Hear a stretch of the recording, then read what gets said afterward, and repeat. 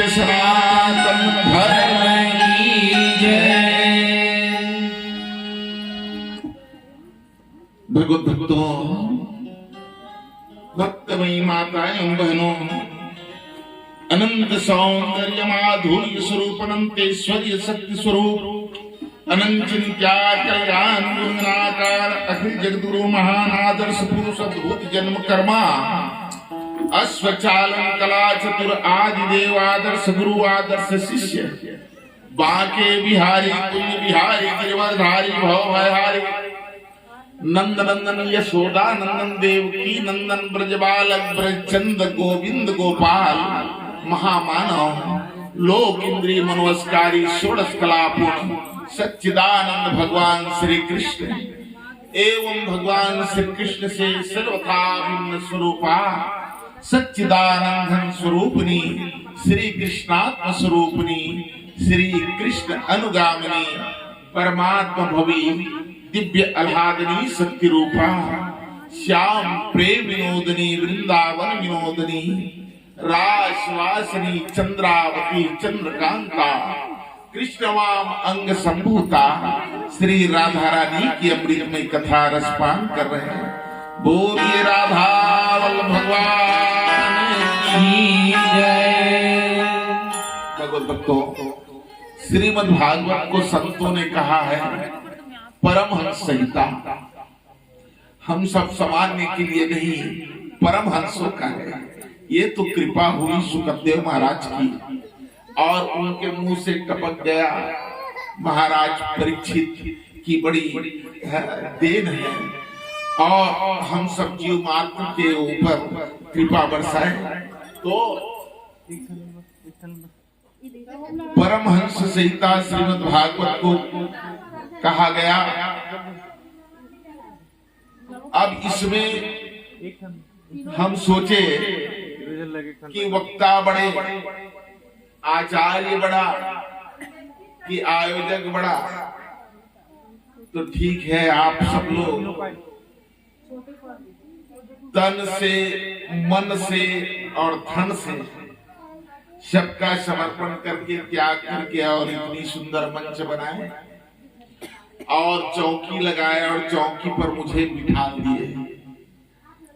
तो इससे मैं बड़ा नहीं, क्योंकि भक्त ही ना हो तो फिर भगवान के लिए स्थान कहाँ मिलेगी। तो यहाँ पर आचार्य बड़ा नहीं होता, वो आयोजक बड़ा होता है। जैसे एक तराजू को उठा करके देखिए, दो पल्ला रहता है उसमें तराजू में, एक पल्ले पर वस्तु रख दो, दूसरे पल्ले पर बट रख दो और उठा कर देखो, जो ज्यादा वजन होगा वो नीचे हो जाता है और जो हल्का है वो ऊपर हो जाता है। तो यहाँ पर ऊपर कौन है? मैं हूँ और नीचे आप लोग हैं, अर्थात आप लोग महान हैं, आप सब लोग धन्य हैं। आपने मुझे इस धर्म मंच में, व्यास मंच में एक ड्यूटी दे दी है 9 दिन के लिए। 9 दिन तक के मेरा काम है रखवाली करना, चौकीदारी करना। अब देखो,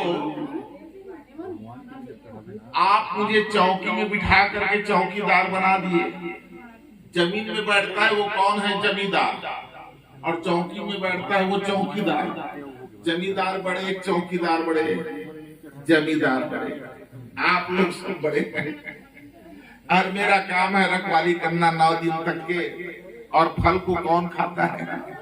जमींदार ही खाता है ना। तो आप लोग यथासंभव अपनी लौकिक मति से श्रीमद् भागवत की कथा का रसपान जरूर कराऊंगा और त्रुटियों पर ध्यान ना देते हुए बड़ी श्रद्धा, बड़ी भक्ति और प्रेम से आज श्रीमद् भागवत की कथा श्रवण करेंगे। भगवान कहते हैं, मम कथा वाचकम नित्यम मम कथा श्रवणे रतम मम कथा प्रीत प्रीत मनसं नाहं त्यक्षामि तम नरम। जो मेरी कथाओं में प्रेम करता है, जो मेरी कथाओं को सुनता है, जो मेरी कथा और घर में मेरी ग्रंथों की पूजा करता है, नाहं त्यक्षामि तम नरम, ऐसे जीव को मैं कभी नहीं त्यागता। और त्यागेंगे कहा? क्योंकि ईश्वर अंश जीव अविनाशी चेतन अमल सह सुख राशि। भगवान अंशी है और उन्हीं के हम सब अंश है। पूत का पूत हो सकता है लेकिन माता की माता नहीं हो सकती। वो तो हम एक ही पिता के सब संतान हैं और पिता की संभावना देखिए सबके प्रति सद्भावना एक समान रहता है, लेकिन हम उनको भूल जाते हैं, हम उनको छोड़ जाते हैं, नाना पंथ और पंथाई में पड़ जाते हैं। ये हमारी सनातन धर्म है। आज चाहे कितने भी मत हुआ है, कितने भी पंथ निकल गए, लेकिन सब और कहीं से नहीं, ये हमारी जो सनातन धर्म है अथाह सागर की भांति है। यही से दो बूंद लेकर के कोई अपने नाम से एक पंथ चला लेता है, कोई अपने नाम से एक मत चालू कर लेता है, लेकिन है तो सनातन धर्म। वैसे श्रीमद् भागवत अथाह सागर है और संसार को भी कहा जाता है भव सागर। भव सागर अर्थात संसार भी एक सागर है और उस संसार में हम सब लोग आए हैं, तो सागर से सबको पार होना है। और पार होने के लिए क्या चीज की आवश्यकता है? तो पार होने के लिए जरूरत है एक नौका की, नाव की और खेने वाले की। तो ये सदग्रंथ श्रीमद् भागवत है, रामचरितमानस है, जितने भी धर्म ग्रंथ है यही सब नौका है और उसी में हमको सवार होना है। सवार होना मतलब बैठ जाए, उसी में मन को बिठा देना है। और गुरु जो है, सदगुरु है, वो खेने वाला है, वो खे करके पार कर देगा। और भगवान की जो कृपा है वो पछुआ हवा बन जाती है और ऐसे तीनों मिला करके इस संसार सागर रूपी संसार से ये जीव फिर पार हो जाता है। ये श्रीमद् भागवत है भक्तों। तो यहाँ पर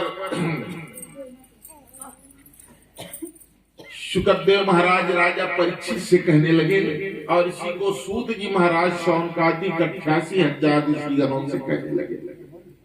शौनकादिकों से कहने लगे, एकादपि विशालायाम चत्वार ऋषियो अमलाः सत्संगार्थ समायाता ददर्शु सुतत्र नारदामहं। ये चार ऋषि बालक कौन कौन? सनत, सनंदन, सनातन, सनत कुमार। ये चारों ऋषि बालक सत्संग की कामना से, सत्संग की इच्छा को लेकर के भ्रमण करते हुए कहाँ पहुंचे? बद्रिका आश्रम। तो जैसे ही बद्रिका आश्रम में पहुंचे तो उनको क्या मिला, क्या देखे वो लोग? तो वहां देव ऋषि नारद मूल धरे बैठे रहे,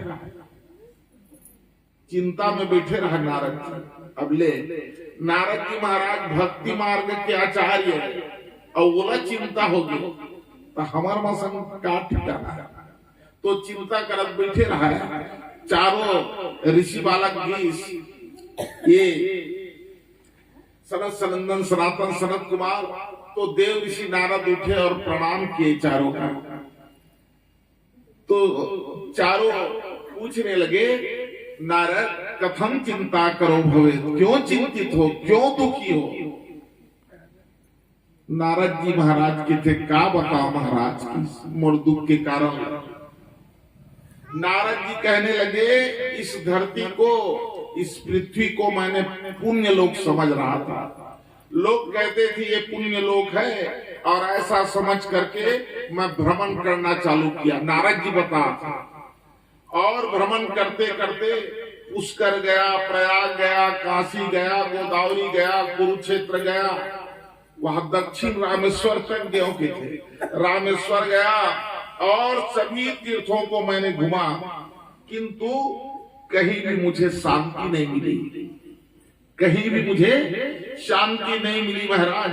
सर्वत्र इस पृथ्वी को मैंने देखा, तीर्थों में भी जाकर के देखा तो सब कलयुग के द्वारा सब पीड़ित पाया गया। कली का वास था, जगह जगह अधर्म, असत्य, अपराध, करप्शन, यही मुझे देखने के लिए मिला महाराज। पृथ्वी से सत्य, दया, शौच, तप, दान आदि कुछ भी मुझे देखने के लिए नहीं मिला महाराज। और सब अपने अपने उदर पोषण के लिए सब लोग लगे हुए हैं, केवल पशुवृत्त जीवन।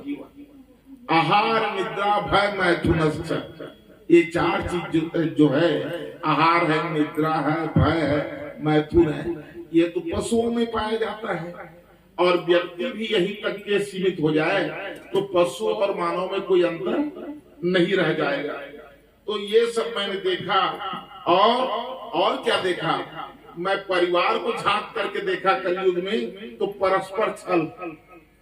पहली संस्कृति कहाँ गई, पहली पड़ोसी है परिवार बराबर, पड़ोसी परिवार बराबर, अब तो परिवार पड़ोसी बन गए।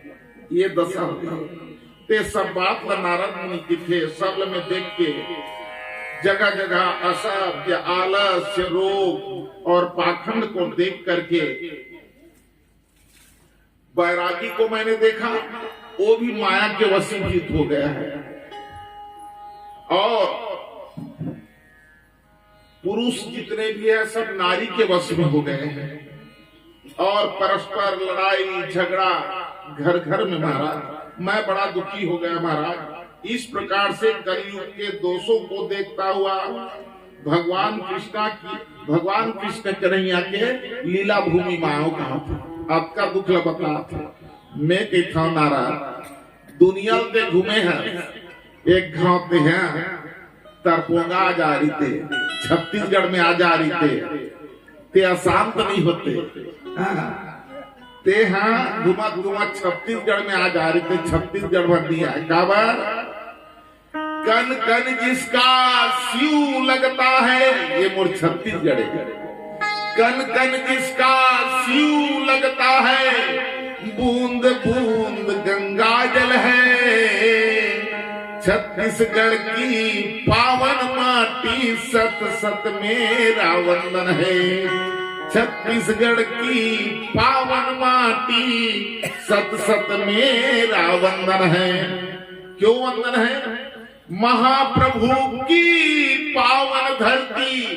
कहा वल्लभाचार्य जी महाराज चंपारण में जन्म लिए ना, और यही चंपारण से उठ करके आज वृंदावन में जब वहां पर स्वागत गेट बना हुआ है, वहां पर वल्लभाचार्य जी का लिखा हुआ लेख मिलता है। अभी भी जाओगे तो हमारे छत्तीसगढ़ के संत के द्वारा लिखा हुआ लेख है। क्या लिखा है वहां पर? श्री वृंदावन धाम को, श्री वृंदावन धाम को मर मन जाने कोई, डाल डाल और पात पात में राधे राधे बोल, डाल डाल और पात पात में राधे राधे बोल। ये लिखा हुआ है वहां पर। वो चंपारण का रहने वाला है। बोलो तो महाप्रभु की पावन धरती, राजीव श्रृंगी सबरी का धाम। महानदी अर्पा पैरी धोए पगले कर तेरा नाम। महानदी अर्पा पैरी धोए पगले कर तेरा नाम। अन्नपूर्णा है रूप तुम्हारा। छत्तीसगढ़ लगा का है धान के कटोरा, अन्नपूर्णा माँ। अन्नपूर्णा है रूप तुम्हारा, हर रजकन तेरी चंदन है। छत्तीसगढ़ की पावन माटी सत सत मेरा वंदन है। जन्म मिले तो इस आंचल में, जन्म मिले तो इस आंगन में, हमारा जन्म हो तो केवल छत्तीसगढ़, यहाँ जैसे संस्कृति, यहाँ की संस्कार और यहाँ की शांति और ये संस्कार और कहीं मिलने वाला नहीं है। ऐसे छत्तीसगढ़ में हमारा जन्म हुआ है। तो भगवत भक्तों, नारद जी महाराज बड़े दुखी होकर के बताए, सब जगह गया महाराज, लेकिन कहीं भी मुझे शांति नहीं मिली। तो मैं अंत में थक करके मैंने सोचा चलो भगवान श्याम की लीला भूमि में जाऊं, और वृंदावन चला गया। तो वृंदावन में जाकर के देखा तो नदी बह रही थी यमुना, और वहां पर तट में एक युवती 16 बरस की वो रो रही थी, बचा लो बचा लो, मैं लूट गई, मैं बर्बाद हो गई, मुझे बचा लो। और बहुत सी स्त्रियां उनको चुप कराने में लगी हुई थी, चुप हो दीदी, शांत रहो दीदी, लेकिन वो चुप होने का नाम नहीं ले रही थी। तो मैं उसी रास्ते में जा रहा था, तो मैंने रुक गया, और जैसे ही मैंने रुका तो वो रोना बंद कर दिया, और बंद करके कहने लगे सभी स्त्रियां हाथ जोड़ करके कि हे महात्मन, आप महान हो, आपके आने से हमको अद्भुत शांति मिल रही है, थोड़ा सा और रुक जाओ। मुझे आश्चर्य लगा, नारद जी बता रहे हैं, क्योंकि वो तो परम संत है नारद जी महाराज, और उनके जाने से कहाँ दुख रहेगा वहां पर। तो मैंने पूछा कौन? नारद जी बता रहे हैं चारों ब्रह्म ऋषि को, कि मैं पूछा अरे देवी तू क्यों रो रही है, और ये सब कौन है जो चुप कराने में लगी हुई है? तब वो बोलने लगी, महाराज मेरा नाम भक्ति है, मेरा 3 संतान महाराज, एक का नाम मुक्ति, दूसरे का नाम ज्ञान और तीसरे का नाम वैराग्य। 3 संतान है महाराज। मैं स्वर्ग में वैकुंठ में वास करती हूँ, वही मेरा घर है, लेकिन मेरी दिल में इच्छा हुई कि मैं भ्रमण करूं भगवान की लीला भूमि का, और इस मृत्यु लोक आ गया। तो मुक्ति कहने लगी बड़ा वाला कि नहीं मुझे नहीं जाना है, तुम लोग जाओ, जाना है तो मैं अपने दोनों संतान को लेकर के आ गया महाराज, ज्ञान और वैराग्य को। और ये देखो महाराज पड़ा हुआ है दोनों ज्ञान और वैराग्य, वो वृद्ध हो गए थे। ज्ञान और वैराग्य 70 साल का हो गया था, पड़ा हुआ था चेत अवस्था में, और उनकी माँ भक्ति बोल रही है मेरी 16 साल की उम्र। नारद जी मुड़ी धल होते थे, महतारी की उम्र 16 साल, इकरमन के 70 बरस। मैं कुछ समझ नहीं पा रहा हूँ। अच्छा ये कौन है जो चुप कराने में लगी हुई है कि ये कालिंदी है, ये नर्मदा है, ये गंगा है, यमुना, जितने भी नदियां हैं सब स्त्री के रूप बना करके और उनको चुप करा रही थी। नारद जी महाराज कहने लगे तो ये कैसे हुआ तुम्हारा पुत्र? महाराज मेरा जन्म हुआ द्रविड़ में, वो भक्ति बोल रही है, द्रविड़ में जन्म ली मैंने और गुजरात चली गई। तो गुजरात में मैं बुढ़ी हो गई महाराज, और वहां से जब मैं भगवान कृष्ण की लीला भूमि में आई तो मैं यवन हो गई महाराज, लेकिन मेरे दोनों पुत्र बूढ़े हो गए। कहने का मतलब ये है ज्ञान और वैराग्य की कोई कीमत नहीं है वहां पर तीर्थों में, भगवान की लीला भूमि में। और भक्ति आज भी जीवंत है, भक्ति नित्य करने लग जाती है। आज भी देखो सेवा की जान लगन दे, कई जन छुपे पर भी यही है भक्ति, है ना। लेकिन मानव के अंदर में जो ज्ञान है और वैराग्य है वो सब सोया हुआ है। तो ये अचेत पड़ा हुआ है महाराज, मेरे पुत्र को जीवित कर दो, जगा दो। नारद जी महाराज ने वेद का उच्चारण किया उनके कानों में, टस मस नहीं हुए। फिर उन्होंने गीता का श्रवण कराया दोनों को, तो हिलने लगा, कहे हाँ ज्ञान तो है इनमें, लेकिन वो सचेत नहीं हुआ महाराज। तो मैंने भक्ति को वचन दे करके आया हूँ, तुम्हारे ज्ञान और वैराग्य दोनों जो वृद्ध हैं और उन्हें मैं जीवित करूंगा, सजग करूंगा, तो महाराज कृपा कर दो। इतने बात को जब नारद जी महाराज कहे तो सनत सनंदन सनातन सनत कुमार कहने लगे, देव ऋषि तुम उस भक्ति और ज्ञान वैराग्य को लेकर के गंगा किनारे आ जाओ और वहां पर हम श्रीमद् भागवत की कथा श्रवण कराएंगे, जिससे वो ज्ञान और वैराग्य जीवित हो जाएगा। इन बातों को जब कहे तो लेकर के सबको गए वहां पर और पावन गंगा, गंगा मतलब ज्ञान है, ज्ञान की भूमि में ले जाकर के और श्रवण कराते हैं। कथा श्रवण कराने लगे। एक बहुत सुंदर कथा आती है। सूत जी महाराज शौनकादिक 88,000 ऋषिगणों से कहने लगे, एक अनुपम नगर था और वहां पर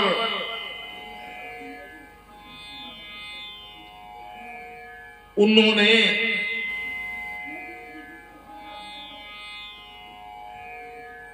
एक ब्राह्मण था, ब्राह्मण निसंतान थे, पत्नी थी धुंधली, बड़ी कर्कशा थी, यथा नाम तथा गुण। इतनी कर्कशा थी, ना तो कोई ब्राह्मण का संस्कार था उसके घर में, लेकिन ब्राह्मण आत्मदेव जो है बड़े ज्ञानी थे, बड़ी विनम्र था। वो प्रतिदिन संध्या उपासना और पूजन पाठ करते थे, लेकिन धुंधली कुछ नहीं करती थी और इसीलिए वो मां नहीं बन पाई, क्योंकि मां बनने के लिए उनको स्नेह होना, ममता होना, और वो नहीं बन पाई। एक दिन निराश हो गया। लोग कहने लगे ये निसंतान है, ये ब्राह्मण, इसके पास यज्ञ अनुष्ठान मत कराओ, पूजा पाठ मत कराओ। तो बड़ा दुख हुआ उसको, आत्मदेव ब्राह्मण को, और वो निकल पड़ता है आत्महत्या करने के लिए। चला गया जंगल में। तो हमेशा भगवान के ध्यान करने वाला, सत्संग सत्कर्म को लेकर चलने वाला, भगवान को दया आई और सन्यासी के रूप में प्रकट हो गया। कहने लगे, ए ब्राह्मण देवता क्या कर रहे हो? तो उन्होंने कहा, महाराज मुझे रोको मत, मैं जा रहा हूं। तो इतने में कहने लगे, देखो जितने भी यहाँ पर पाप है, सबसे बड़ा पाप है तो आत्महत्या का पाप है। कलयुग में सबसे बड़ा पाप है मदिरा पान करना, ब्रह्म हत्या करना, सोना चोरी, गुरु स्त्री गमन, विश्वासघात। तो इसका निवारण तो श्रीमद् भागवत से हो जाती है, लेकिन आत्महत्या उस जीव को तड़पना पड़ता है। आत्महत्या सबसे बड़ा पाप है। तो ऐसा मत करो, ब्राह्मण कहे। क्यों करना चाहते हो? ब्राह्मण ने कहा, महाराज मेरा एक भी संतान नहीं है, लोग मुझसे दूरी बना करके रहता है, तो मैं क्या करूं महाराज? अगर आप में शक्ति है तो मुझे एक संतान का मुझे आशीर्वाद दो महाराज कहे। तब तो सन्यासी कहने लगे, तुम तो इस जन्म में कहते हो 7 जन्मों तक के तुम्हारे भाग्य में पुत्र नहीं है, संतान नहीं, 7 जन्मों में। रोने लगा। तो कहे कि ठीक है, ऐसी जब बात है, अच्छा ये तो बता, तेरा संतान हो भी जाएगा तो उससे क्या उम्मीद रखता है? तू क्या चाहता है उससे? महाराज आज मोर हाथ गोड़ बने चला थे, जिया तो कमा तो खा तो, कल के दिन में जांगर खंग गई, कोई संताने हम काम आते महाराज। और जब मर जाऊं तब वही गद गंगा कर दी। हाँ, अंतिम में गद गंगा कर ही मोरहाड़ा धर के गंगा ले घी और मोर मुक्ति के उपाय करी। भगवत भक्तों, कितनी ये सब लोगों की, सबका सोच है, जीव का सोच है। केवल आशायाम परम दुखा नैराश्यम परम सुखम। आशा दुख का कारण बनता है। वो बोले लगे, अंतिम में मर जाओ तो मोल गद गंगा करी, मोर मुक्ति दी। ऐसे के अरे कहा सबके घर में ऐसा महान संस्कार है। अरे सब वंदना विधि तो नहीं हो सकती ना। आज अपने पति को मुक्ति और स्वर्ग पहुंचाने के लिए इतनी बड़ी स्वर्ण की सीढ़ी बना दी है उन्होंने। धन्य है। धर्म पत्नी इसलिए कहा गया है। धर्म पत्नी, पत्नी का मतलब क्या होता है? पति को गिरने से उठाए, है ना, नरक ना जाए, वो स्वर्ग जाए, ये पत्नी का कर्तव्य है। महान है। मैं तो उनकी भावनाओं को नमन करता हूँ जिन्होंने अपने पति के लिए किया। आज 1 साल से डॉक्टर साहब देख रहे थे कब मेरी मुक्ति की उपाय आ जाए, कब मैं उस भगवान से मिल जाऊं, कब मुझे भगवान की वो चरण मिल जाए और इस काल फांस यमराज के दूतों से मुझे छुटकारा मिल जाए। 1 साल से देख रहे हैं। आज धन्य हो गया, पावन हो गया, वो महान हो गया वो जीवात्मा। तो हर व्यक्ति के ये सोच होता है। महाराजों कहा तो इसने आत्मदेव है, मर्ज हो गंगा करी। एक ठन सिरतुम बात बता थे, याद आगे मला एक जन सियाना रहा है, वो करे के जन बेटा, तब वो कहीं नहीं कहा। 2 दिन बीती, 4 दिन बीती, तहल कहा बेटा तोर पुरहित ते 4 झलक खवाबे बेटा, नित मत खवाबे, लेकिन मोर हाड़ा ला गंगा में सरो देवे बेटा, गंगा में लिख देवे बेटा। हाँ ना दादा, वो लड़का कौआ जाए काबर 4 दिन बीती ताल फिर अब अंतिम समय वो सियाना हो गया है, तो बार बार ही बात बोलती सुना, तोर बेटा तोर पुरहित खवाबे मत खवाबे 4 झल्ला, लेकिन मोर हाड़ा भल्ला गंगा में संगम मिले जाए बेटा। हाँ ना दादा, ले भूत कहा था उसकी, तब बार बार कहा तेकर मतलब क्या रहा है? वो अपन बेटा ऊपर विश्वास नहीं रहा। और कीर्तन में एक दिन आए हैं सो जाएगा, राजा रंग फकीर प्रभु को भी जाना होगा, लेकर आए शरीर। अरे इस मृत्यु लोक में जो आया उसको तो एक दिन जाना तय है। उस यमहर हाथे आखिर मुंदिस मर गए। अब वो कर बेटा किथे चल दादा जियत भले पुलिस मोरहाल गंगा लेबे की के 3रा दिन होई, अग्नि संस्कार होई, ताले अस्थिर सकेलीस औला लेकी सब पारा परोस के मनई सोल विदा करिस, टोटा मारो इस कपड़ा में वो हड्डी ला और जात गंगा की। अब वो हर है वो लड़का बड़ा कंजूस, निकल तो गए यहाँ ले, और वही चला सोचे ना तो मोर घर में कोई सियान न गंवार, जब कुछ करना है मोला ला कर रख दे, पीपा तेल ला, चक्की चक्की गुड़ ला, काय खपत करही, कैसे करही, सब लोग मत दे। ऐसे की को सोचा तो जा था। और वो समय जमाना गाड़ी मोटर कुछ नहीं रहा है, तो पैदल जाना पड़े। और कब का दूर रहा है? 14 किलोमीटर वहां से इलाहाबाद संगमा। तो रेंगा जात रही से। अब बीच में थकासी लगी तो बैठ गए, रोटी धर रहा है, पानी बैठ के खा बर लग गए। तो वही में का बुहा रहा है, एक ठन ढोड़गा ऐसे निकले रहा है, उड़ा गया। खावत सोचते मोला विश्वास नहीं है काकरो पर। अब का सामान ला भरे हो, किराना सामान ला के का खपत करही, और यहाँ दे तो अब का बेर हो गए मोल जात तो कब का दूर पहुंच गए का? वो 9 किलोमीटर चल दे रहा है। अब वो में जाके सोचा तू ही ला, और काव कर दिमाग में सुजीस ये ढोड़गा बुहात है, यहू तो ही डार गए है। और निश्चित रूप से ये उन्हें गए हो संगम में कहा ये गंगा चु मिले हो, ये ढोड़गा देखकर ले छोड़ दे तो नहीं, बुहात चल दिए इसकी के। और निकाली साड़ा ला ढील दी सोला, अब चल दिए इसकी के। और वहां आगे ऐस तहल पे पारक मन और परिवार के मना, और वो सम्मान से घर में लगी और लाकर लगी, पूजा पाठ करवाई, खाइस पीस, सुध गए, मुंधेरा लूट गए। कौन है? ओकर महतारी है। और वो लड़का तक उठ गया, ओकर बेटा है। वो किथे ओकर महतारी, बेटा आज तोर दबा आरिस बेटा, दग ले खड़ेरी से बेटा, आके खड़ेरी से बेटा, चुप हो ते दरभात मार डार बे, और मर गए ते कहाँ ही इसकी थे। नहीं बेटा सौहा तारीस बेटा मोरागु बेटा।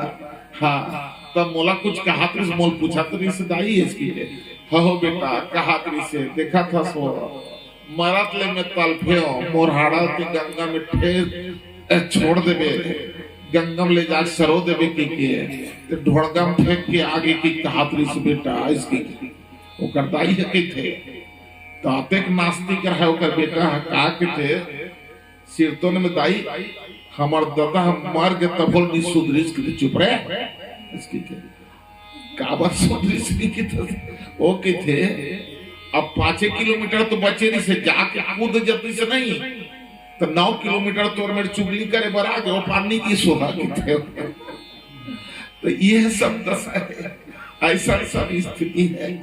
तो भगवत भक्तों ना कोई किसी को मुक्ति देता ना कोई किसी को मोक्ष देता स्वकर्म सूत्रे नहीं ग्रथितो ही लोका अपने स्वयं को ही हम अपनी मुक्ति का रास्ता बना ले अपनी उद्धार का आयोजन कर ले।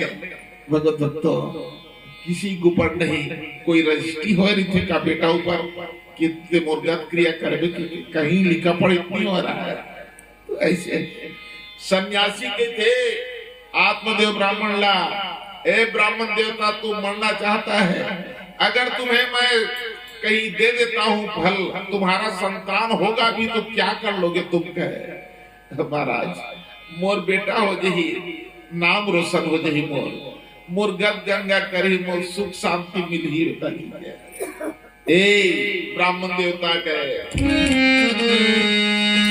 हो जाए कपूत अगर तुम गए छाती पर तलता हो जाए कपूत अगर तुम गए छाती पर तलता राजन व्यर्थ विचार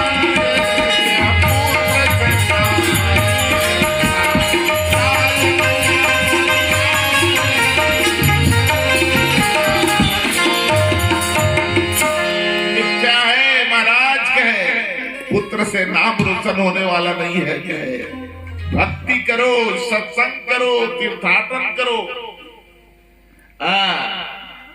तो उन्होंने कहा ठीक है ब्राह्मण देवता ये फल दे रहा हूं जाकर के अपनी पत्नी को खिला देना कहे और इस पत्नी जब खिलाओगे तो पुत्रवती हो जाएगी। लेकिन देख दवाई खाते ना तो दवाई खाए के बाद में ओकर परहेज करे लगते दवाई ज्यादा परहेज काम करते किए तो क्या परहेज है उन्होंने कहा इसको ले जाकर के खिला देना और कहना कि तू सत्यवादी बनना और भिक्षु को दान देना। तमाम बात उन्होंने कहा और उस फल को लेकर के सन्यासी का प्रणाम करके तो चले गए आत्मदेव ब्राह्मण और दौड़ करके कहने लगे अरे कुंडली इदम भक्ष्या पत्न्या पुत्रो भविष्यति है इस फल को तू खाएगी तो पुत्रवती हो जाएगी। लेकिन परहेज है सत्यम शौचम दया दानम मेघ भक्तम तू भोजनम सत्य बोलना आज के बाद झूठ मत बोलना। शौचम पवित्रता को ध्यान देना देवी और दया दानम दया की भाव। हम किसी भी व्यक्ति को धार्मिक कह देते हैं लेकिन धर्म के 4 पैर है सत्य तप दया और दान। ये जब तक के उनके अंदर में परिलक्षित नहीं होता दिखाई नहीं देता वो धार्मिक कैसे बन जाएगा। सत्यवादी होना चाहिए तपोनिष्ठ होना चाहिए दया उदारता होना चाहिए तब वो जाकर के धार्मिक कहलाएगा। तो ये सब काम करना धुंधली हाँ बोल दी और फल को ले लेती है और महाराज से निकल करके गई तो अंदर अंतापुर में रोती रोती गई। वहां का बहनी बैठे रहा बड़े बहनी धुंधली के। धुंधली मतलब धुंधला मतलब अंधकार तो जिनके आंखों में, जिनके मन में, जिनके ज्ञान में अंधकार बसा हुआ है वही धुंधली है। और वहां जाकर के रोने लगी। ओकर बड़े बहनी के थे ही का बरुआ था सो थे का बताओ बहनी, ये महाराज फल ला है सन्यासी प्रसाद, इनमें खाहू कहा नहीं है। हाँ, गर्भवती हो जाऊं और गर्भवती हो जाऊं तेकर बाद तेरी अक्षयदागतो गर्भस्थदा में मरणम भवेत। लेत में गर्भवती हो गए हो और रात के सुते हो, उसकी में चोर आगे में दौड़नी सा कौन है, कैसे सोचते हो? अच्छा चल चोर नहीं है, कहा गर्भस्थदा में मरणम भवेत, ओ के थे चोर नहीं है इस, और मैं सुते हो उसकी में आगी लग गई घर में तो मैं निकल नहीं पाऊंगा। तरह तरह की ये धुंधली सोचने लगी। और ये प्रसव की वेदना तो असह वेदना होती है, माताएं ही समझ सकती है। जीवन और मौत के अधर में झूलती है। अगर वो संतान उनको ध्यान दे, माँ सबसे उरीन हो सकता है ये जीव, लेकिन माँ से उरीन कभी नहीं हो सकता। सारे तीर्थों का संगम माँ के चरण है, माता पिता की पूजा है। माता पिता से बढ़कर कोई तीर्थ धाम नहीं है भगत भक्तों। तो ये सब बात बताए तो कर बहिनी की थे, वो फल ला एक काम कर, वो गौ माता खवा देगी, एक टन गाय बता रहा है तेरा। और मैं गर्भवती हूँ ते बता दे, मैं गर्भवती हूँ कि पर मैं मोर गर्भ में संतान है, जैसे जन्म ली मैं तोर गोद में डाल दूं की ठोका कहा था बहनी की। अब धुंधली बहनी हो कैसे सलाह दे सकते हैं? इसने खुद ही कुछ ही दिनों के बाद महाराज को बताया, प्रसन्न हो गए महाराज। और कुछ ही दिनों में फिर वहां एक संतान हुआ, धुंधली की बहन को धुंधली को दे दिया गया। धुंधली कहने लगी महाराज मैं पुत्रवती हो गई, देखो मेरे लाल आयो है। ओ महाराज यहाँ से वहां तक के सजा दिया गया, जन्मोत्सव मनाया गया।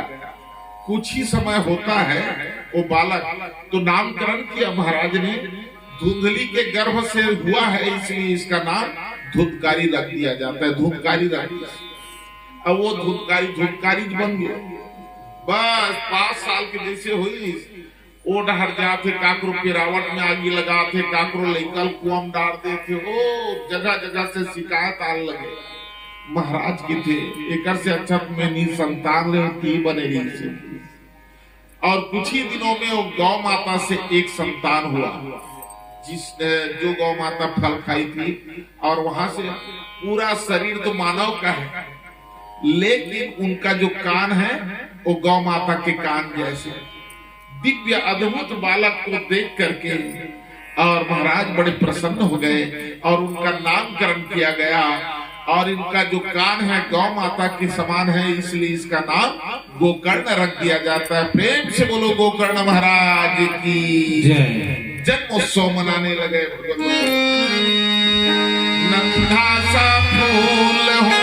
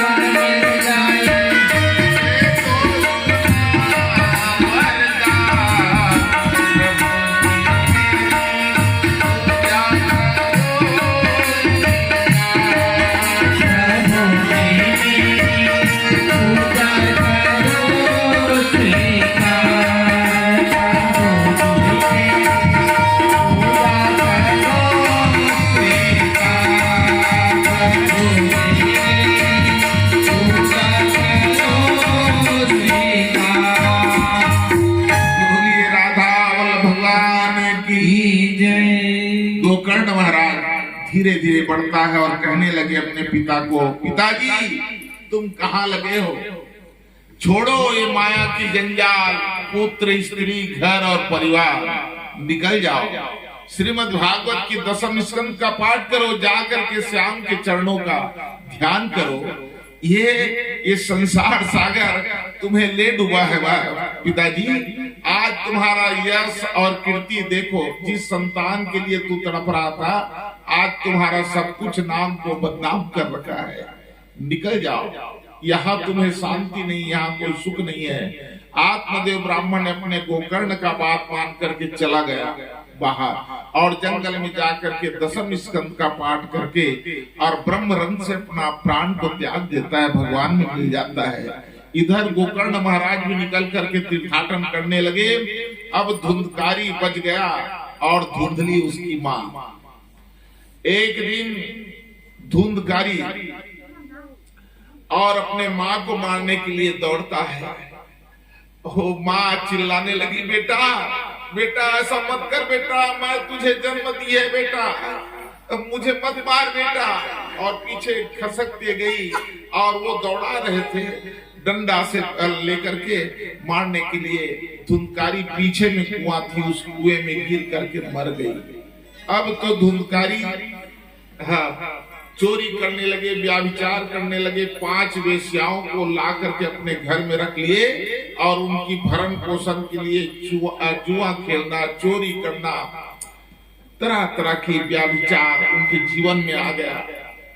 एक दिन 5 वेश्या सोचने लगे कि कब तक के हम इस घर में रहेंगे, एक न एक दिन पकड़े जाएंगे, क्योंकि अरे ये इनको सब जानता है। तो क्या करें, धन तो बहुत हो गया है, सारी धन को हम लोग बांट लेते हैं। तो इसके पूर्व इसको मार डालते हैं। रात्रि में उनको मदिरा पान कराया गया 5 वेश्याओं ने, और जब पूरे नशा में लिप्त हो गए तो उनको मारने लगा डंडे से, पत्थर से। मरता नहीं है धुंधकारी, बड़ा पापी है वो। तो क्या किया, सूत जी महाराज बताते हैं उनके पैर रस्सी से बांध करके मयार में टांग दिया गया और सिर नीचे और ऊपर। फिर भी वो तड़प नहीं रहा है, नशा में चूर है। और बड़े बड़े लकड़ी को जला करके वो भूंजे लग गए सिर तरफ से। तड़प तड़प करके धुंधकारी मरता है। 5 वेश्या सारी सामग्री लेकर के चले गए धन को। तो 5 वेश्या क्या है, धुंधकारी क्या है, ये जीव ही तो धुंधकारी है। और 5 वेश्या अली पतंग मृगी, अली पतंग मृग मीन गजा, जरे एक ही आँच, तुलसी उनकी क्या गति, और जिनको लागे 5। ये शब्द स्पर्श रूप रस और गंध, ये 5 के वशीभूत ये जीव होता है। और सब जीव के पास तो एक एक ठने हैं। जैसे सपेरा बीन बजाता है, सर्प पकड़ने वाला बीन बजाता है और उस धुन को सुन करके मोहित हो जाता है और सर्प आकर के खड़ा हो जाता है, सपेरा आसानी से पकड़ लेता है। शब्द को सुन करके स्पर्श, हाथी पकड़ने वाले को देखो जंगल में गड्ढा खोद देता है और ऊपर से पत्ता से ढक देता है उस गड्ढे को, और उसमें एक हथनी की आकृति बना करके रख देते हैं। तो वासनाओं के वशीभूत होकर के हाथी जाता है स्पर्श करने के लिए और गिर जाता है उस गड्ढे में और हाथी को पकड़ लेता है उस लगा करके।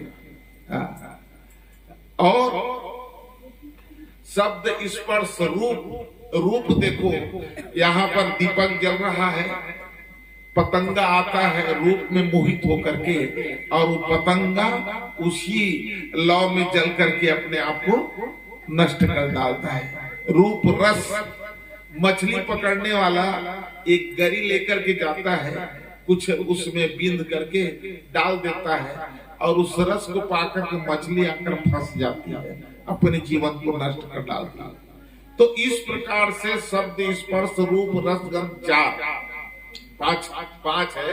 यही है अली प्रतंग मृग मीन गज जरे एक ही आज, और तुलसी उनकी क्या गति जिनको लागे पाँच। ये सब पांचों चीज मानव के अंदर में निहित है। शब्द है, स्पर्श है, रूप है, रस, गंध, तो इसका कल्याण होने वाला नहीं। तो भगवत भक्तों, उन्होंने कहा सब तो ले गए सामान को, इधर वो धुंकारी मर गए, बन गए मसान प्रेत। मनखे मन के थे, कब कुछ हम के थे कि अरे ये सब भूत प्रेत मरी मसान फालतू चीज है। हमने एक ऐसी पूछा साहेब से कि ये सब कैसे बेकार कहते हो साहेब, 84 लाख योनि भी बेकार है? नहीं, 84 लाख योनि सही है, तो मुझे गिन करके बताओ। तो उन्होंने कहा नहीं तो प्रेत खंड को तो लेना ही पड़ेगा, तभी 84 लाख। तो जब सत्य है तो सत्य बताओ। तो वो बन गए मसान। अब तो जियत में दवा तरी से मरे में काकरू या पथरा चला ढेला चलाते, जैसे 5:30 बजे सबके घर में ताला लग जाए, ऐसा मसान बने। सब लोग त्रस्त हो गए उनसे, पत्थर चलता था। एक जन मनखे निकल के गया गीस, तो गया में कौन भेटलीस?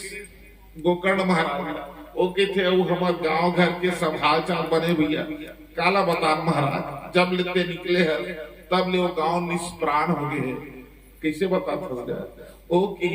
वो धुंधकारी है, मर के मसान बन गए, घर हत्तुहर खंडर हो गए, रोज के पथरा ढेला चलाते। तो वो किथे गोकर्ण महाराज है? अरे मैंने उसके नाम से गया श्राद्ध किया हूँ। अब कहीं कट्टार महाराज वो तो दवा थे गांव भर। गोकर्ण महाराज लौट करके आ गए अपने जन्मभूमि में। सब लोग सम्मान किया और कहने लगे कि मेरे घर चलिए महाराज, मेरे घर। वो कहे जननी जन्मभूमि स्वर्ग आदि पागरियसी, जहां मैंने जन्म लिया वहीं जाऊंगा। वो खड़ा है महाराज, क्या हुआ? चल दी सब जा को धरती पांव पड़ते, रात हो गया। ओ मन कहते भैया 4 पाई की व्यवस्था कर दो, यही सुनो। खंडहर है महाराज, और सबको कोई घबराए और डर जाएगा। तो उनके लिए व्यवस्था किया गया, सो गए। जैसे सोई तहलाश के दौड़ चली, इस रात के 12 बजे ओ पूरा धुले धुले। तो उठ करके बैठ गए। ये तो परम संत है गोकर्ण महाराज, ज्ञानी। तो वहीं पर काला काला भीम काला 5 हाथ के मसान खड़ा हो गया। बड़ी बड़ी रोम उनके हाथों में, बड़े बड़े पहने पहने नाखून, बड़ी बड़ी आंखें, बड़े बड़े दांत। लेकिन वो घबराने वाला है, वो परम संत है। कहे गोकर्ण महाराज कहने लगे, ये मेरी जन्मभूमि है, मेरा पैतृक संपत्ति है, मेरा पिता का घर है, मेरा घर है, और तुम अनाधिकृत कैसे तुम चेष्टा किए, यहाँ पर कैसे आ गए, तुम कौन हो? तो वो प्रेत मुंह में इशारा करता है, नहीं बोल सकता, वाणी शक्ति तो नहीं रहता। तो अपने कमंडल के जल को निकाला और फेंक दिए उनके ऊपर। वाणी खुल गया उसका, प्रेत का। और प्रेत हाथ जोड़ करके कहने लगे, अहम भ्राता धूमकारी। भैया मैं तुम्हारा बड़ा भाई धूमकारी हूँ। जब से मैं मरा हूँ, ना तो एक वस्त्र मिलता पहनने के लिए, ना तो खाने के लिए कुछ मिलता, ना तो बूंद भर जल मिलती है। तड़पता रहता हूँ, देखता रहता हूँ, और ये जितने भी यमराज के दूत मुझ पर मुद्गल बरसाते हैं। नंगे पैर जाता हूँ भैया, मेरे लिए कौन चप्पल दान करेगा? ओ तरह तरह के वेद बताए। तो उन्होंने कहा कि भैया मैं तुम्हारे नाम से गैर श्राद्ध किया है। तब तो धुंधकारी कहने लगे प्रेत योनि में, गया श्राद्ध सते नापी मुक्तिर में ना भवे। तो भैया मैंने इतना पाप किया है कि गया से भी मुझे मुक्ति नहीं मिलने वाली है, गया श्राद्ध से भी मुक्ति नहीं मिलेगी। तब तो कहे तुम रुक जाओ, मैं सुबह तुम्हारे लिए युक्ति खोजता हूँ। और सुबह जैसे हुई तो हाथ में जल लेकर के सूर्य नारायण का आराधना करके सूर्य भगवान की रथ को रोक दिया। इतना महान ज्ञानी था वो गोकर्ण महाराज। रथ रुक गए। यह जग का ज्योतिषाचार्य सब कोई घबरा गए, कैसे सूर्य आगे नहीं बढ़ाते। तो पूछने लगे, गोकर्ण महाराज कहे, हे सूर्य नारायण भुवन भास्कर, मेरे भाई की मुक्ति का उपाय पहले बताओ, तब तुम आगे बढ़ोगे। तो सूर्य भगवान उनको उपाय बताया, तुम्हारे धुंधकारी जैसे भाई पापी का और मुक्ति केवल श्रीमद् भागवत कथा सप्ताह ज्ञान महायज्ञ से ही हो सकता है, और उसके लिए कोई दूसरा उपाय नहीं। ये श्रीमद् भागवत मुक्ति की गर्जना है, इसीलिए इस भागवत को मुक्ति शास्त्र कहा जाता है। धन्य इस पावन ग्राम तरपोंगा को, और महान है, महान पुण्यात्मा है आदरणीय डॉक्टर श्री लखनपुरी गोस्वामी जी, और उससे भी महान है उनके ये जितने भी परिजन और परिवार जिनके शुभ संकल्पों से यहाँ पर स्थापना हुई है भगवत भक्तों। तो गोकर्ण महाराज ने गांव वाले से कहे कि भैया मुझे, तुम लोगों को भी भय है, तुम लोग भी त्रस्त हो, उस प्रेत को मुझे मुक्ति देनी है, एक ऐसी पंडाल बना दो, चौकी लगा दो, मैं भागवत कथा सुनाऊंगा, तुम लोगों को भी लाभ होगा और उनको प्रेत योनि से मुक्ति मिल जाएगी। ठोका कहा था महाराज, तुरंत चौकी लगा दिया गया, पंडाल छा गया, और गोकर्ण महाराज बैठ करके श्रीमद् भागवत की कथा स्थापना किए। एक बांस को गड़ा दिया गया, 7 गठान का बांस, और वहां पर अभिमंत्रित करके उस जीवात्मा को बिठा दिया गया। कथा होने लगी, दोपहर की कथा चलती थी वहां।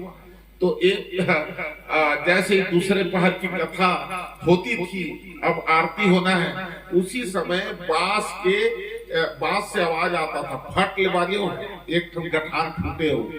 तो एक दिन में एक गठान, दूसरा दिन में दूसरा गठान, तीसरा दिन में तीसरा गठान, और 7वां दिन 7वां गठान फूट गए, और वो की बेर हुई बांस ले प्रकट हो गए। कैसे लोग प्रकट हो गए हो? पीताम्बरधारी और भगवान कृष्ण जैसे स्वरूप लेकर के हाथ जोड़ करके बैठ गए वहां पर। गांव भर के देखत रहिए, और गोकर्ण महाराज तो समझ गए ये मेरे श्याम की कृपा है।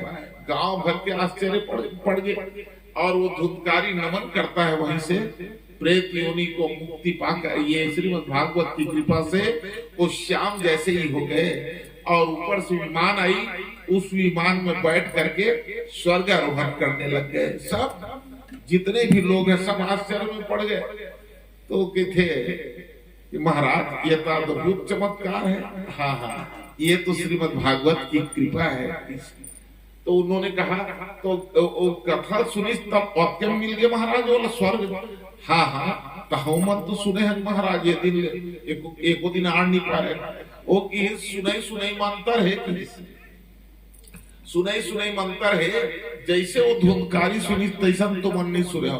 तुमन एक पहाड़ के कथल बने सुनो, और दूसरा पहाड़ के कथन तुहर ध्यान नहीं रहा है, तुहर ध्यान बांस डाल जा रहा है। कब बेर बाजी, कब बेर फूटी के उहिल देखत रहो की सोता। तो श्रोता कैसे होना चाहिए? एकाग्र मन से। गांव वाले मन के थे, एक काम कर महाराज, हम व्यवस्था कर देता, ले अब इसने कथा सुनबो।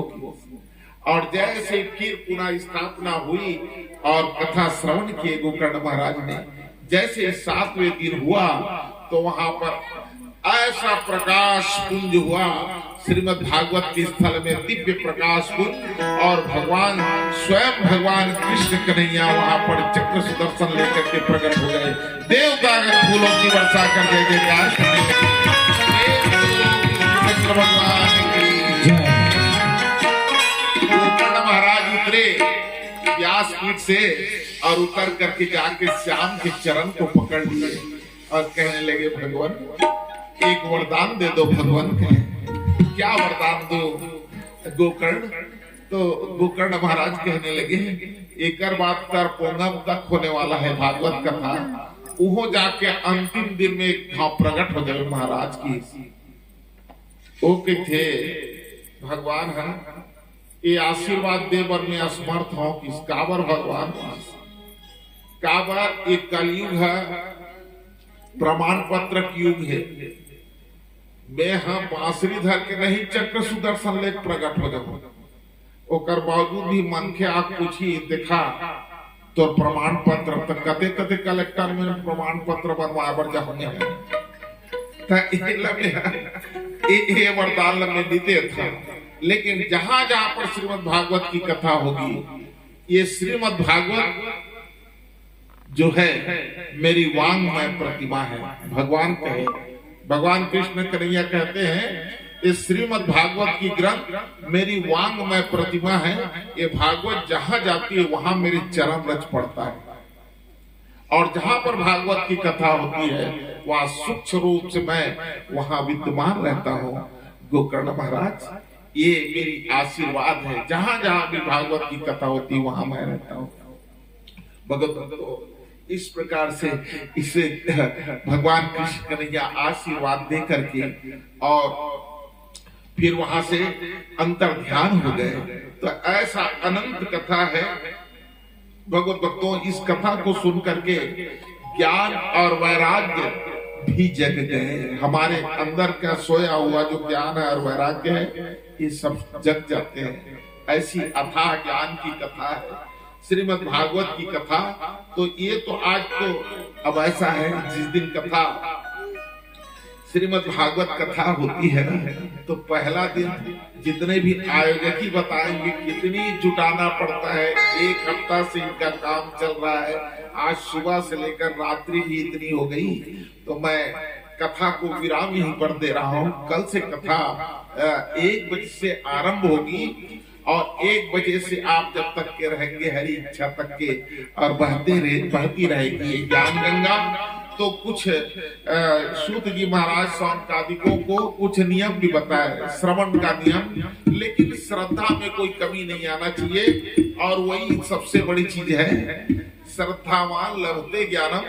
तो सप्ताह विधि की कथा बताए कि नारद जी को बताए सबसे पहले कोई शुभ मुहूर्त निकाले और इस आयोजन के लिए संकल्प ले। आज कितना दूज की तिथि है, पौष मास की दूज तिथि है। दूज का तिथि भी पावन माना गया है। आज आरंभ हुआ है तो दूज तिथि को। और उन्होंने पूछा कि खर्च कितना करना चाहिए महाराज, इस आयोजन के लिए खर्च के लिए क्या पैमाना है। तो एक कन्या की विवाह में जो खर्च आता है उतना खर्च करना पड़ेगा, ये बताए। फिर तीसरी बात पूछे और क्या करना है व्यवस्था। तो कहे देश विदेश में संवाद निमंत्रण भेजे, सब जगह आमंत्रण भेजे। वैसे भागवत कथा और पूजा पाठ के लिए किसी को निहोरा नहीं करना चाहिए, मुझे तो निमंत्रण नहीं दिया है, मैं कैसे जाऊं। बिना निमंत्रण के और जाना है, कथा श्रवण करना है। लेकिन आयोजन के लिए नियम बताए बड़ी विनम्रता से, और सबको आमंत्रित भी करें। और फिर केले के 2 वृक्ष लगा करके फूलों से सुसज्जित करें। यहाँ पर केला का झाड़ लगा हुआ है। जो भी हम मांगलिक कार्य करते हैं तो केला का फल और आम का पत्ता, केला का पत्ता, इसके बगैर नहीं होता। इसका वजह है भगवान मर्यादा पुरुषोत्तम श्री रामचंद्र जी लंका गए तो 14 वर्ष की वनवास काट करके और रावण का उद्धार करके जब जानकी को लेकर वहां से वापस लौटे तो 2 वृक्ष लाए, और वो एक केला का है और एक आम का है। ये इतना दुर्लभ चीज ना यहाँ भारत में नहीं था, वो लंका में रखा था। रावण के पास कितनी शक्ति थी, अच्छे अच्छे चीज को कैद करके रखा था, तो वहां से लाया हुआ है। तो जब भगवान आए तो यहाँ पर दिवाली मनाई गई अयोध्या में, और इन्हीं को सामने रख करके और पूजा पाठ। तो इस जितने भी मांगलिक कार्य है, देव कार्य है, इनके बगैर नहीं होता। और ये हमारे लिए और एक संदेशा है, आने वाले 22 तारीख जनवरी में रामलला विराज हो रहे हैं। आज जो 500 वर्ष तक के ऐसी टेंट में पड़ा था, आज उनका घर बन गया। धन्य है, हम सब सनातनी के लिए बड़े सौभाग्य हैं। और श्रोता के लिए और कुछ आवश्यक नियम बताए कि ब्रह्म मुहूर्त में स्नान कर लेना, यानी सुबह तो स्नान हो जाना चाहिए सूर्योदय के पूर्व। और पूजन पाठ ध्यान करना है, ब्रह्मचर्य व्रत का पालन करना, जमीन में शयन करना और पत्तल में भोजन करना। सही थे कर बात, और नहीं सहाय तो अपन जिसने सुखा खा इसमें खाना पीना है। लेकिन ये नियम बताए परीक्षित के लिए। और एक परीक्षित के लिए नियम बताए। आज यहाँ पर हमारे बीच में इस धर्म मंच, ज्ञान मंच में परीक्षित के परम पद पर हमारे आदरणीय श्री पलेश्वर पुरी गोस्वामी, सौभाग्य कांचनी संध्या गोस्वामी परीक्षित के परम पद पर है। और ये अब परीक्षित मतलब होता है क्या है? परमात्मा द्वारा रक्षा किया गया जीव परीक्षित है। तो ऐसा है, तो नियम बताए, ब्रह्मचर्य का पालन करना, जमीन में शयन करना, पत्तल में भोजन करना और गरिष्ठ भोजन ना करें। गरिष्ठ भोजन मतलब कोहकोल खा के नहीं आना है, काबर खा काबे तहाँ फिर नींद आई, भूख लगी, तो हल्का भोजन करना है। और हिंसा ना करें। हिंसा का मतलब किसी को मारना हिंसा नहीं है, अपनी मन वचन और कर्म से किसी को घात न पहुंचाए। तो ये और षड विकार से दूर रहना, काम क्रोध लोभ मद मोह मत्सर, ये 6 विकार से दूर रहें जब तक कि भगवत की कथा होती है। भगवत तो तमाम देवी देवता आते हैं और किसी का भी निंदा ना करें, किसी का भी निंदा नहीं करना है और विनम्रता और उदारता को अपने जीवन में लेकर के चलना है। दरिद्रस्य क्षय रोगी निर्भाग्य पाप कर्मवान अनुपत्यो मोक्ष कामः शृणुयात् कथा इमाम। और किनको अनिवार्य बताया है? और उनको और अनिवार्य है जो दरिद्र है, जो गरीबी है, जिनके अंदर में दरिद्रता दूर हो जाती है इस कथा को श्रवण करने से। और इस पंडाल में आने मात्र से समझ में भले ना। और 6 रोगी भाग्य से जो हीन है, जो पाप कर्म किया है और जो संतान से हीन है और जो मोक्ष की कामना करने वाले हैं और कोई बंध्या स्त्री है, इनको कथा निश्चित रूप से श्रवण करना चाहिए और उनका दुर्भाग्य मिट जाता है, सौभाग्य में बदल जाता है। तो इस प्रकार से कथा की अनंत भाव है और ये सब हम श्रवण करते रहेंगे। तो आप सबकी उपस्थिति और यहाँ पर जितने भी 33 कोटि देवता विराजमान हैं और सब पूरे ग्रामवासी से मैं एक निवेदन करूंगा कि देखो, आओ कोई नहीं भले, लेकिन भगवान शंकर जी है अपन पूरा परिवार से ही और वो यहाँ आ गए, बैठ गए। अब ये कलयुग नो है, ये शिव युग चलत है अभी, है ना। तो भोले बाबा कभी पीछे नहीं रहते, जहां पर भी कथा होती है वो पहले आ जाते हैं। और जब तक के हम बलाए हैं और नहीं भेजो तब तक कोई है चिड़ी तो कर एक ठन ड्यूटी रही थे, बिल्कुल संध्या हुई और भ्रमण में निकल जाते, सब पूरा गली में भ्रमण करते, अदृश्य रूप में। हम नहीं दिखे, हमन में रुकावट नहीं है, तब अपन गन मल धरते और निकल जाते। तो देखते झांक झांक काकर दुआरी में दिया जलत है, तो दिया जलत रहे थे ना, तो हाँ वो आशीर्वाद देते, ऐसी उजाला रहे तुम्हारा जीवन उज्जवल हो, ऐसी सब आशीर्वाद दे जाते। और जेकर दुआरी में कहू दिया नहीं जलत रहा ना, तो अपन गन ले चल बैठा देते हो, और गन को ने तेल जाना तो नहीं तो पर है। तो सबको इसमें निवेदन करा था, कल से सब अपने अपने घर के दरवाजे में एक दीपक निश्चित रूप से जलाएंगे भगवान के सम्मान के लिए अथाह, और आप लोगों का आशीर्वाद मिलेगा। बोलो कृष्णचंद्र भगवान की जय। और अभी भगवान की मंगल आरती के पश्चात और प्रसाद लेकर के घर को प्रस्थान, समय भी अधिक हो गया है। बोलिए श्रीमद् भागवत महापुराण की जय।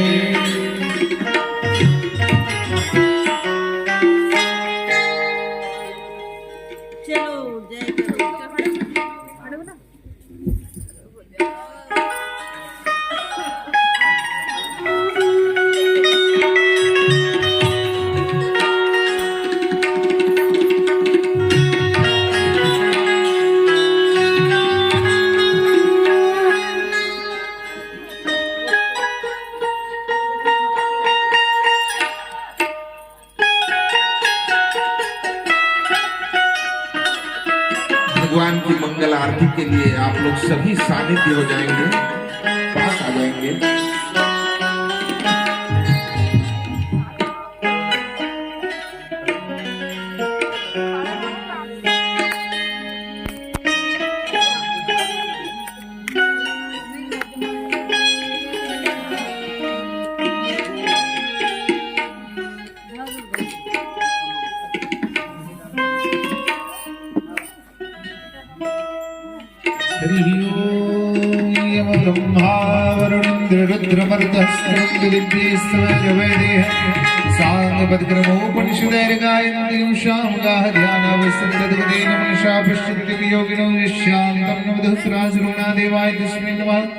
श्री पुराण पुरुषोत्तमाय नमः। श्रीमन्नारायणाय नमः।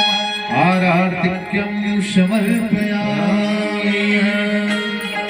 श्री भागवत भगवान की है आरती, पापियों को पाप से है तारती। श्री भागवत भगवान की है आरती, पापियों को पाप से है तारती।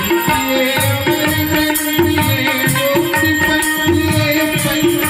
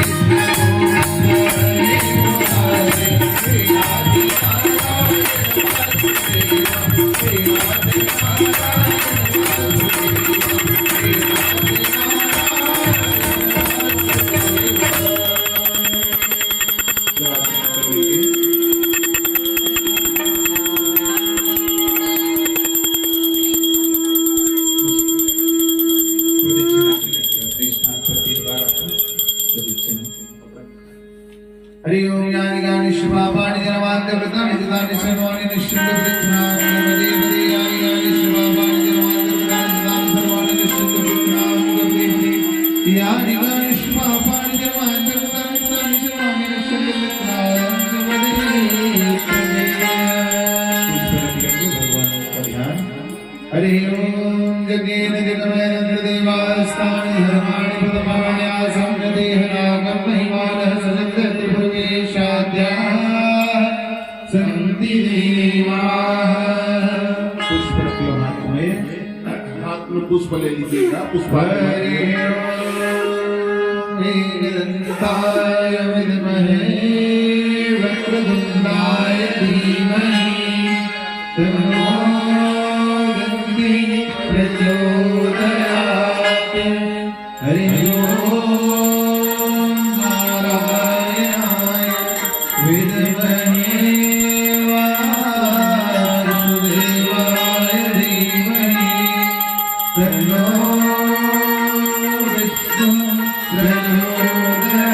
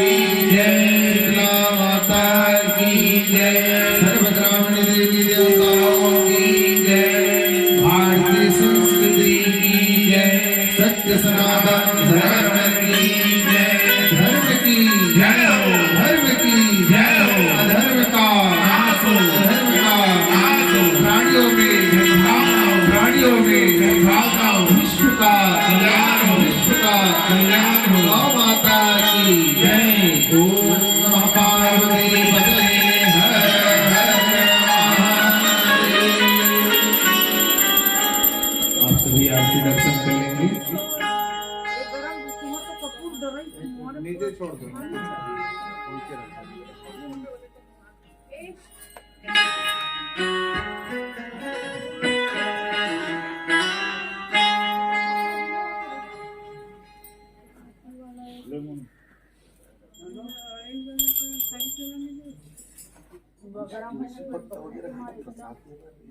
तुझी पता है